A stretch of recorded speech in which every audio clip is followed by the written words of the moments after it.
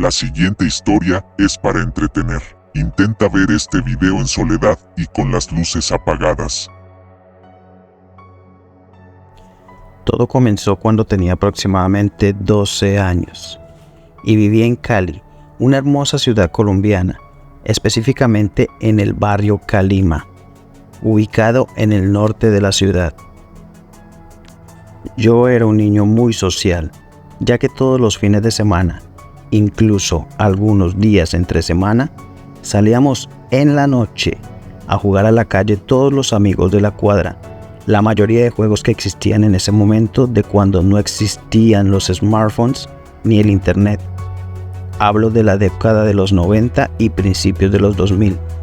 Me refiero a juegos como el escondite, punchados, juegos de mesa, entre otros tantos.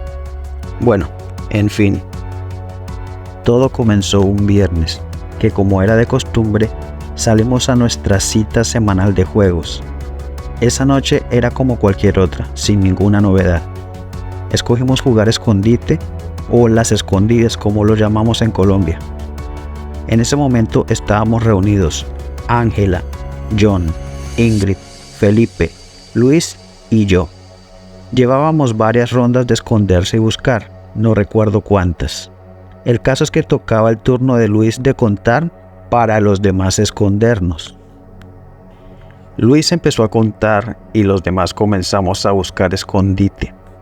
Pero John nos hizo señales de que corriéramos a la cuadra de enfrente, donde se ubicaba una fábrica de chiclets muy famosa del país, y poder escondernos en el estacionamiento externo de la misma, el cual era de libre acceso. Así que cuando corrimos hacia el mismo y al no haber muchas opciones para esconderse, decidimos hacerlo detrás de un bus de transporte público que alguien había dejado en ese sitio, el cual ninguno de nosotros había visto jamás por el barrio, y el que se veía no muy viejo, pero sí muy descuidado, ya que estaba muy cubierto de óxido, incluso tenía todas sus ruedas sin aire, pero para la ocasión era perfecto, debido a que no tenía mucha luz alrededor.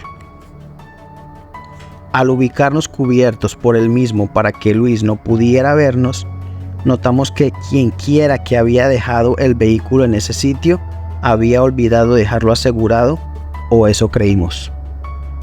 Bueno, sin pensarlo tanto, decidimos ingresar en el enorme carro y ubicarnos en la parte frontal, cerca del volante, ya que nos quedaba fácil poder ver a Luis desde este sitio sin que él nos pudiera ver. Todos en risa, algo ahogada para que no nos descubrieran. Pasaron unos segundos cuando escuchamos un sonido que provenía del fondo del pasillo del bus. Era como si alguien nos llamara. Psst, se escuchaba, y nosotros por el calor y la emoción del juego lo ignoramos. Psst, volvía a escucharse.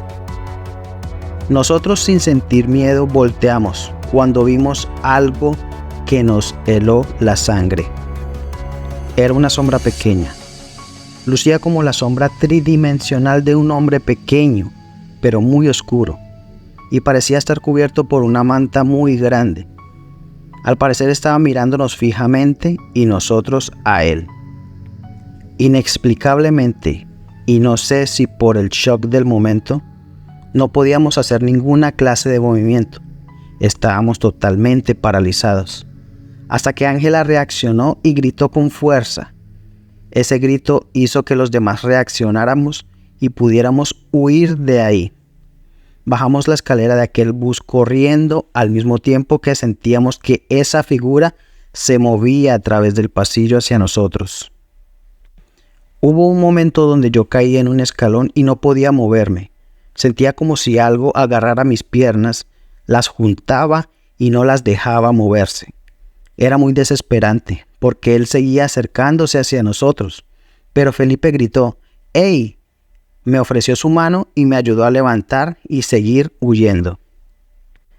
Cuando ya logramos salir totalmente de aquel vehículo, giramos la mirada y se veía como si aquel ser saltara para poder ser visto, y dejarnos en claro que sí existía y no fue producto de una alucinación colectiva.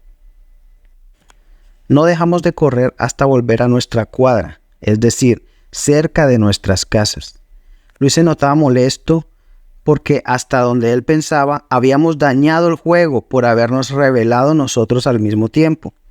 Pero llegamos cerca de él, nos juntamos para calmarnos entre nosotros y le comentamos todo lo que nos había pasado. Él no nos creía hasta que vio en un brazo de Ingrid varias marcas de mordidas de una persona y las señaló para que todos viéramos. Felipe nos enseñó que en su brazo también habían marcas similares, mientras que Ángela y John nos enseñaron sus piernas como si alguien los hubiera rasguñado muy fuertemente. Después de un largo momento logramos estar un poco más calmados y nos dirigimos hacia nuestras respectivas casas, no sin antes voltear a ver ese vehículo, pero sorpresivamente no estaba ahí. Había desaparecido, así que decidimos pactar no contar esto a nadie por miedo a que no nos creyeran y tacharan de locos. A partir de ese momento empezamos a vivir nuestras vidas tan normal como se pudiera, comentando eventualmente entre nosotros ese horrible acontecimiento y dejándolo como una anécdota más para nuestros hijos y nietos. Si te ha gustado esta historia, no te olvides de seguir, dar me gusta y compartir. Hasta la próxima, mi gente.